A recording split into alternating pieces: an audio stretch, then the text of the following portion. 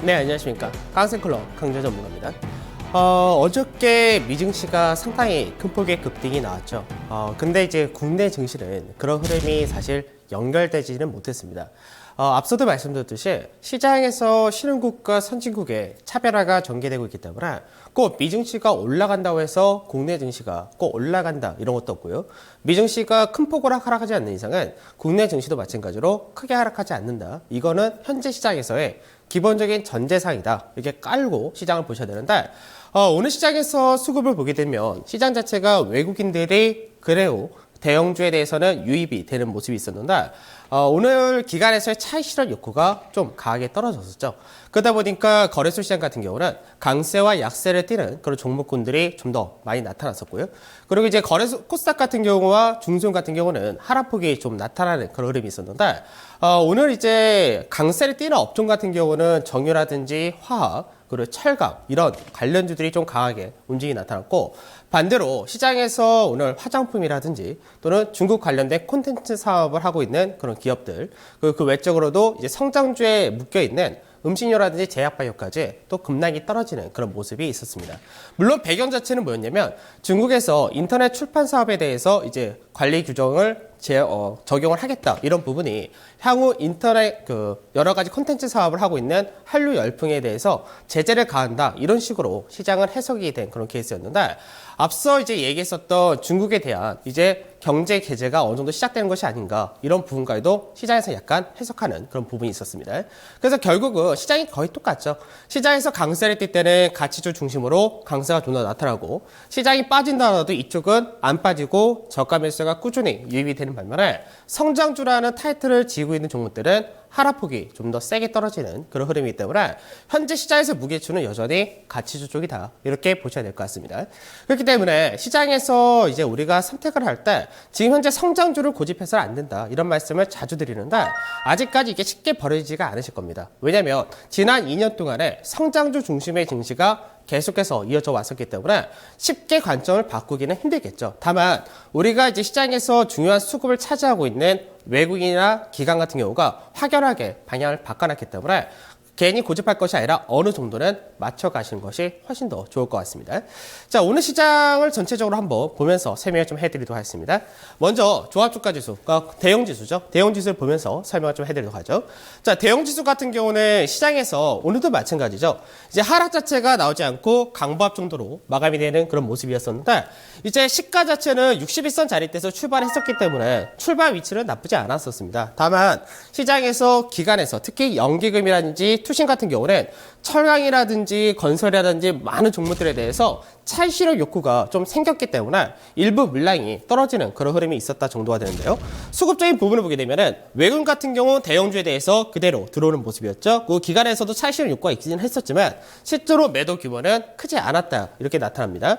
반대로 중소형 같은 경우는 오늘 외국과 기관 동반 매도세가 좀 크게 떨어진 그런 모습이었었는데 제약을 좀 중심으로 많이 매도가 나왔고요. 그 외적으로도 중국 화장품이라든지 이런 쪽에 대해서 매도세가 좀 나타난 그런 모습이었죠.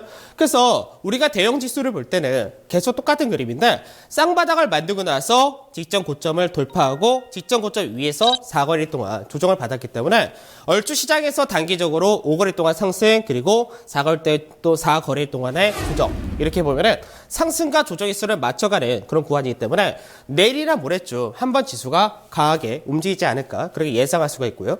그 다음에 수급도 마찬가지입니다. 시장에서 외국인들 이제 조금씩 들어온 거죠. 아주 바닥에서 살짝 들어온 모습이 나타나고 반대로 기관은 여전히 강세가 들어오고 있고 개인들 같은 경우는 물량이 없는 그런 구조이기 때문에 이제 개인들이 결국 그 시장에서 고점 만들 때는 개인들이 쫓아오게 돼요. 그러니까 아직까지 시장은 상당히 크게 보는 관점이 동일하다 이렇게 보시면 될 것 같고 마찬가지로 추세를 넘어가는 시기는 빠르면은 2월 말에서 3월 초 정도가 되지 않을까 그렇게 전망을 하고 있습니다. 자, 그 다음에 코스닥 지수도 한번 보도록 할게요. 코스닥 지수 같은 경우는 이제 앞전에도 말씀을 드리긴 했는데 바닥 따지기가 좀 더 이어져야 되는 그런 케이스인데 시장에서 똑같죠. 박스권 라인대에서 생각보다 다시 반등을 많이 했습니다. 그러니까 저는 이제 630선대에서는 비중 축소를 앞전에 말씀드렸었는데 시장에서 조금 더 강세가 나타난 그런 케이스죠. 그럼 코스닥 같은 경우는 최근 들어서 움직임이 나온 쪽은 어디냐? 똑같습니다. 예전에 성장주라고 했었던 이제 바이오 제약이라든지 화장품 이런 쪽은 기술적 반등 이상의 현재 흐름이 나타나지 않고 있고 오히려 최근 들어서 강세될 때는 뭐 한국토지신탁이라든지 뭐 LG 관련된 스마트 부품주들 이런 쪽이 좀 더 강하기 때문에 그동안 시장에서 이끌고 가던 그런 종목군이 아니라 새로운 종목군들이 시장에서 오히려 강세가 나타난다. 그러니까 고점 대비해서 오늘 2% 정도 빠지는 흐름이 나타났었는데 주 하락의 대상이 아까 말씀드렸던 중국 콘텐츠 관련주들, 뭐 게임이라든지 방송 미디어, 그리고 음원 이런 관련주들이 많이 빠졌기 때문에 시장에서 역세가 역시 나타났다는 거죠.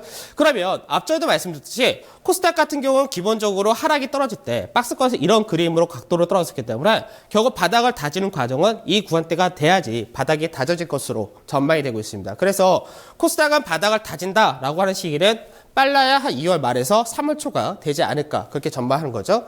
그러면 아까 제가 대형주에 대해서 설명해 드릴 때 뭐라 말씀드리냐면 대형주 같은 경우는 추세를 돌파하는 시기가 빠르면 2월 말에서 3월 초라고 했었죠. 즉 차이는 뭡니까? 아직 이쪽은 바닥을 다져야 되는 그런 과정이 남아있는 것이고 반대로 시장에서 대형주 같은 경우는 추세를 돌파해서 상승으로 전환되는 과정이 나타날 수 있다. 이렇게 보는 겁니다. 수급적인 부분 한번 보도록 할게요. 수급을 보니까 코스닥에서 대형주건 중형주건 간에 다들 외국인과 기관의 동반 매도세가 좀 강하게 나타났죠. 역시 이 물량은 다 개인들이 받아놨었기 때문에 앞전에도 제가 수급적인 부분을 보면서 뭐라 말씀드리냐면 외국인과 기관의 매도세가 가파르게 떨어졌다. 그러면 이 매도세가 계속해서 좀 더 이어질 가능성이 높기 때문에 이 부분이 좀 주의를 해야 된다. 그렇게 말씀드렸고 개인들의 비중은 여전히 높은 상태로 가고 있기 때문에 결국 개인들끼리는 치고받다가 나중에 지쳐서 던질 수밖에 없다. 이렇게 생각도 하셔야 돼요. 이제 개인들 같은 경우 나중에 언제쯤 올라가냐? 외국인이나 기관이 코스닥으로 강하게 들어올 수 있는 모멘텀이 형성이 될 때는 들어오는데 아직까지 코스닥 쪽보다는 거래소 쪽이 모멘텀이 더 강한 상태가 되어 있기 때문에 쉽게 바뀌기는 쉽지 않은 구조다. 이렇게 생각을 하셔야 될 것 같습니다. 자, 시장에서 이제 어저께 이제 증권사들이 사실 리포트를 많이 냈었어요. 근데 이제 어떤 리포트를 냈었냐? 사실 이제 제가 앞서 시장에서 양극화가 된다. 가치주가 부각이 되고 그리고 성장주는 몰락한다. 이런 말씀 많이 드렸었죠. 그리고 나서 실제로 그 결과가 지난주 같은 경우나 지지난주 확연하게 드러났었는데 그런 흐름을 나타나다 보니까 이제 증권사에서는 뭐라고 얘기하냐?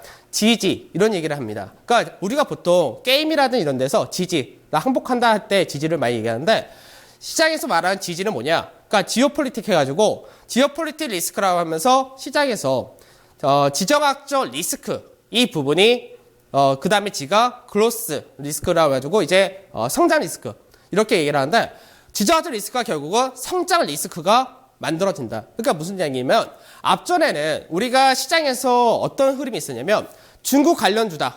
중국에서 투자를 한다. 또는 중국에 진출한다. 이런 얘기만 나오면 주가가 엄청나게 올라갔었죠.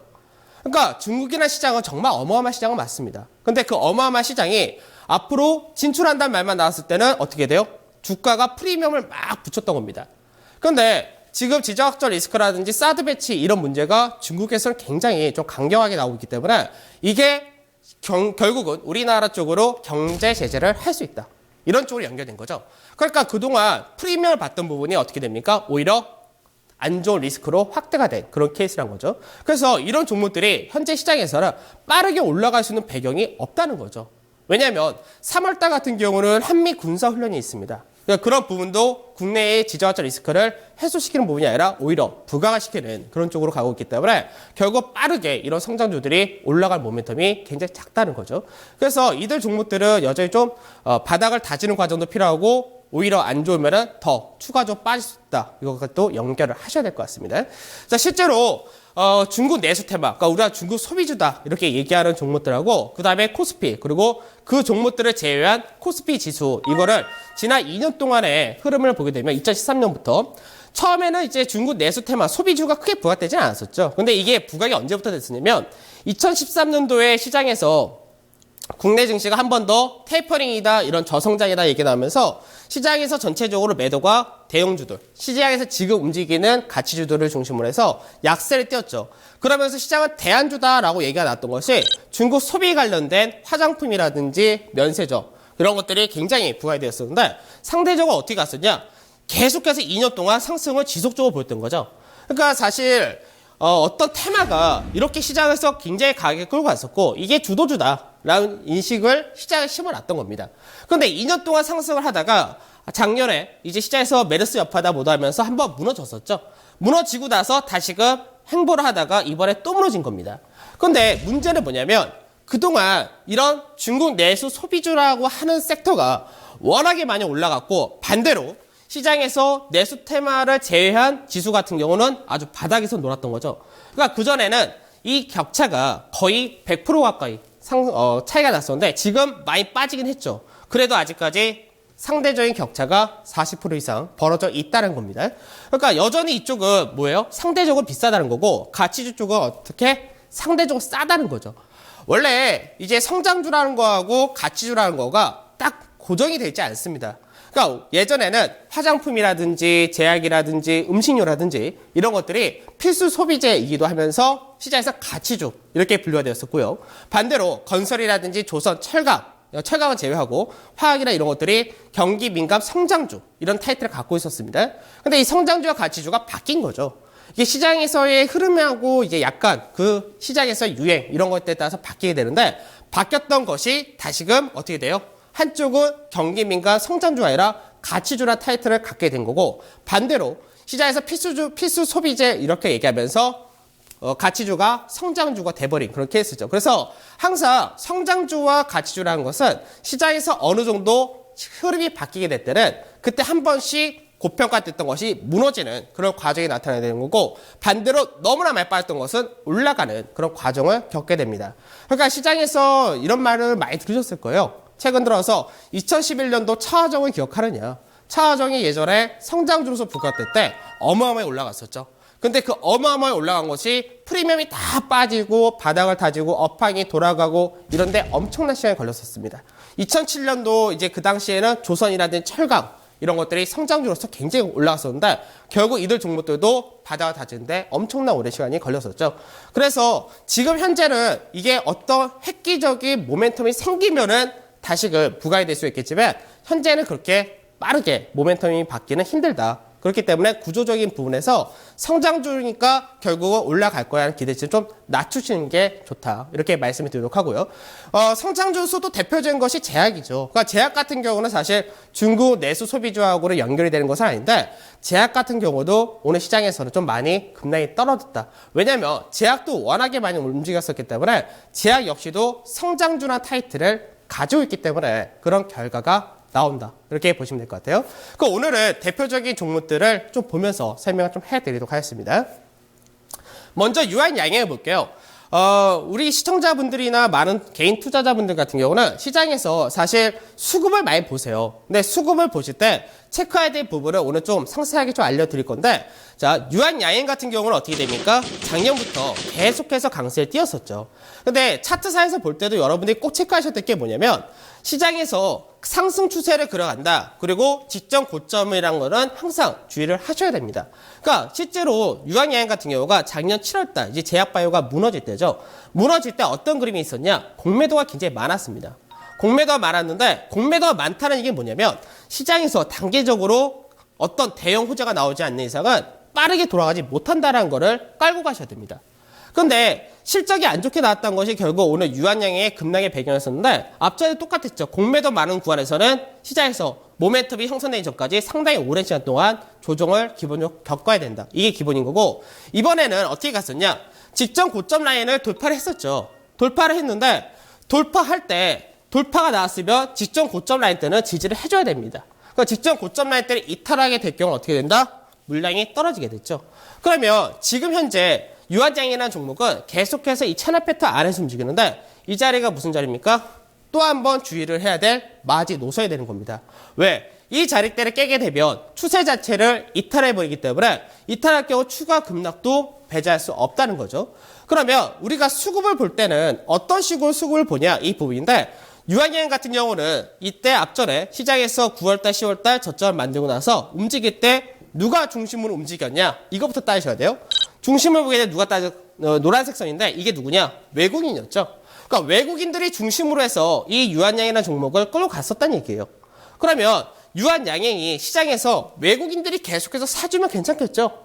근데 반대로 외국인들의 물량을 채울 만큼 채워놓은 상태에서 외국인들이 차익 실현에 떨어질 때는 어떻게 됩니까? 주포가, 소위 말하면 우리가 주포라고 얘기하는데 주포가 물량을 던진다 얘기는 안 좋게 본다는 이야기예요. 그러면 수급을 한번 보도록 할게요. 유한양행 같은 경우는 2월 초부터 어떻게 돼요? 외국인의 매도세가 지속적으로 나타났었죠.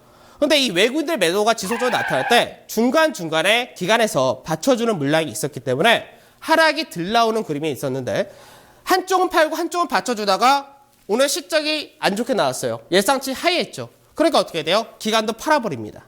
그러면 시장에서 양매도가 나오니까 어떻게 돼요? 시장에서 주가가 훅 떨어지는 그런 흐름이 나오게 되죠. 그러니까 우리가 시장에서 이제 외국인이나 기관의 수급 동향을 볼 때 한쪽이 주포였는데 주포가 물량을 털기 시작했다. 근데 한쪽이 받쳐주고 있었는데 받쳐주던 쪽이 악재가 나온다. 기관은 특히나 그럽니다. 기관은 악재가 나온다. 무조건 던지고 보는 게 기관의 특징이기 때문에 그때는 어떻게 돼요? 같이 양매도로 떨어지는 그런 과정이 나온 거죠. 그러면 이제 투자자분들은 무슨 생각을 하시냐? 아, 유한양행이 실적이 예상치보다 하했다 이거예요. 그런데 요 근래 실적을 발표한 기업들을 보니까 불과 지난주 금요일날 하나테크인 같은 경우도 실적이 영업 적자를 나타냈다 이겁니다. 근데 왜 하나테크인은 월요일날 급등이고 얘는 똑같이 실적이 약간 어닝 쇼크이긴 한데 왜 이렇게 급락이 떨어지냐? 무슨 차이냐? 시장의 차이입니다. 항상 얘는 실적이 좋게 나오지 못했는데도 앞전에도 잘 올라갔었는데 왜 이번만큼 이렇게 떨어지냐? 시장에서 성장주에 대한 경계감을 갖고 있기 때문에 그렇습니다. 그래서 경계감을 갖고 있는 종목은 어떻게 돼요? 더 빠지는 것이고요. 반대로 하나테크이라든지 OCR 같은 경우도 영업 적자를 크게 받는데도 불구하고 주가 급등 나온 건 왜 그렇습니까? 올해부터 실적이 회복이 되는 원년이다라는 기대치가 있는 거죠. 그래서 시장에서는 흐름이 바뀔 때는 단순히 똑같이 어닝쇼크가 나온다 하더라도 차이는 엄청나게 벌어질 수밖에 없습니다. 그래서 시청자분들이나 개인 투자분들도 매매를 할 때 체크하셔야 되는 것은 항상 어느 쪽에서 물량을 쥐고 있는데 그쪽에서 물량을 던지는 흐름이 나온다. 이때는 어떻게 해야 돼요? 우선은 같이 던지셔야 됩니다. 그걸 알아시고 계속해서 성장한다 믿고 간다. 이렇게 해야 되다가 고점 대비해서 30% 이런 하락은 순식간에 맞게 되는 그런 케이스입니다. 자, 그 다음에 또 하나 볼게요. CJ CGV인데 사실 CJ CGV 같은 경우는 제가 2월 5일날 이 방송을 통해서 비중 축소를 해야 된다. 이게 왜 그러냐면 일봉상에서는 괜찮아 보이지만 주봉상에서는 쌍봉 형태로 전개될 수 있는 그런 차트였기 때문에 추가적인 모멘텀이 없다고 그랬었죠. 그때 제가 뭐라고 말씀드렸냐면 CJ CGV 같은 경우는 국내에서의 매출이 계속해서 증가를 한다. 1000만 관객이 훌쩍훌쩍 넘어가는 영화가 많다. 그런데 중국에 진출했는데 중국은 앞으로 더 크게 성장할 것이다. 이게 전부 다 반영이 되어 있다고 했었죠. 근데 전부 다 반영되어 있던 부분이 이제는 중국에서 좀 안 좋은 쪽으로 갈 것이다. 이런 식으로 전망이 되니까 어떻게 돼요? 기대치가 꺾여버리는 거죠. 그러니까 시장에서 강세 뛰던 부분이 마찬가지로 떨어질 수밖에 없는 그런 구조가 되는 겁니다. 그럼 한번 체크를 해보도록 할게요. 마찬가지인데 CJ CGV는 장기간의 박스권 그림이죠. 장기간 박스권을 그리다가 시장에서 마찬가지로 직전 고점 한번 넘어갔죠. 넘어갔는데 직전 고점 못 지켰어요. 그럼 어떻게 된다? 직전 고점 못 지키면서 물량이 떨어지게 되는데 그러면서 단기 추세가 있었죠. 이 추세도 이탈하니까 어떻게 해요? 물량이 또 떨어지는 겁니다.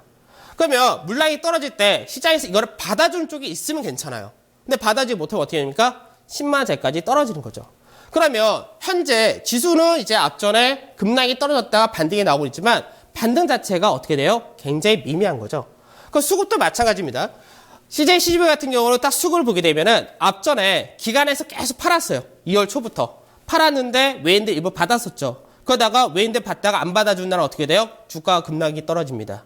마찬가지로 그 다음에 기관이 좀 사주는데 외인들 팔았죠. 그때는 주가가 하락이 제한이 되다가 같이 또 파는 날이 들어오니까 어떻게 돼요? 주가가 또 급락이 떨어지는 거예요. 그래서 수급을 볼 때는 시장에서 무조건 외국인들이 오늘 들어왔네? 그러니까 산다 이게 아니라 수급 역시도 추세가 있고 흐름이 있습니다. 그렇기 때문에 외국인들이 계속해서 매도를 하다가 매도가 서서히 축소되고 매수가 들어올 때가 강해지고 기관도 마찬가지로 매수를 하다가 축소를 한다. 그때는 주의를 해야 되고 항상 흐름을 같이 체크하셔야 됩니다. 단순히 얘들은 앞전부터 기관이나 외국인들이 굉장히 많이 잡았으니까 이렇게 생각할 게 아니란 거죠.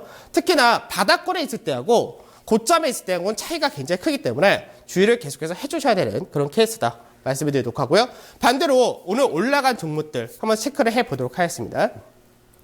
오늘 OCR 같은 경우가 상당히 강하게 움직였죠. 그 OCR 같은 경우는 어떻게 돼요? 시장에서 제가 OCI가 이제 실적 발표 월요일 날이었던 것 같은데 지난주에 이제 실적 발표하면서 그 다음날 올라갔었죠. 올라갈 때 배경이 뭐냐?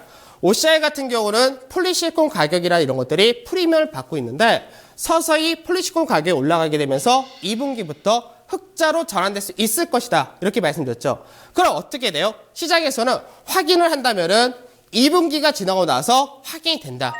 근데 시장에서 어떻게, 마찬가지로 기관은 그걸 바라보고 들어온다는 거죠. 왜? 밸류적인 부분이 굉장히 싸고 그동안 치킨 게임을 했기 때문에 승자로 이어지게 될 경우는 주가는 굉장히 큰 폭의 상승을 보일 수 있기 때문에 그런 부분이 기관에서 강하게 들어온 겁니다. 그러면 OCI 같은 경우도 수급을 먼저 한번 보도록 할게요. 수급을 보게 되면은 앞전에 시장에서 실적 발표 다음날 강하게 움직였을 때는 어떻게 합니까? 기관이 굉장히 많이 샀었죠. 근데 이 종목 같은 경우 특징이 뭐예요? 시장에서 기관이 지속적으로 사죠. 그러면서 외인들은 샀다 팔았다 반복되다가 기관이 물량을 어떻게 합니까? 안 줄이죠. 안 줄이다가 다시 한번 늘리니까 주가가 굉장히 강해지는 겁니다. 사실 이렇게 될 때는 누가 매집을 해줘요? 보통 투신이나 연기금. 이쪽에서 길게 잡고 가는 그런 케이스가 되겠죠? 그럼 차트상에서도 마찬가지인데 세기형 차트는 앞전에 늘 말씀드렸듯이 굉장히 주목을 해야 되는 차트예요. 그래서 추세 자체를 어떻게 넘겨버렸죠. 넘겨버리고 조정을 거의 안 주고 87,000원, 8,000원까지 바로 올라갔기 때문에 이 구간대에서는 이제 조정을 겪는 그런 과정이 좀 필요하긴 한데 그만큼 시장에서 조정도 세게 나오지가 않습니다. 왜? 양봉으로만 밀집해서 가죠? 무슨 얘기입니까? 저가 매수세가 지속적으로 유입이 된다는 거죠. 그러니까 옛날 같으면은 OCI 같은 종목 절대 보는 거 아니다. 이렇게 얘기를 했겠지만 지금 어떻게 돼요? 바뀐 거죠.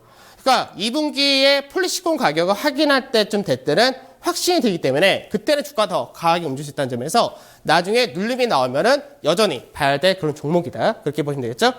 그 다음에 한 종목만 더 보면 될 것 같은데 이제 금호석유가 오늘 강하게 움직였습니다.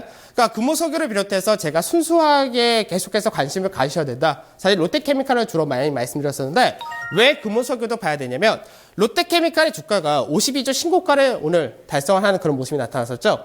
왜 그렇습니까?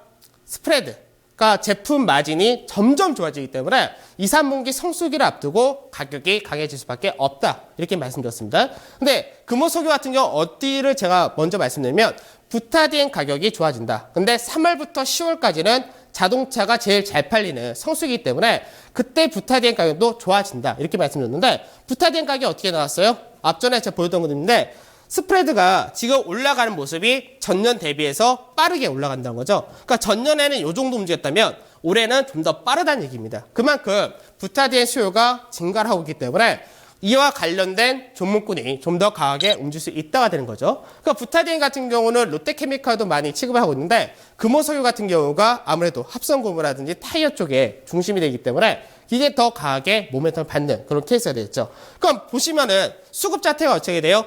실제로 주가가 올라가기 전에 계속해서 누가 삽니까? 투신이라든지 연기금 같은 이런 기관 투자들이 계속해서 사죠. 계속해서 사다가 외인들이 시장에서 사기 시작하니까 어떻게 돼요? 쌍끌이 매수가 되면서 주가가 강하게 연결이 되는 그런 케이스입니다.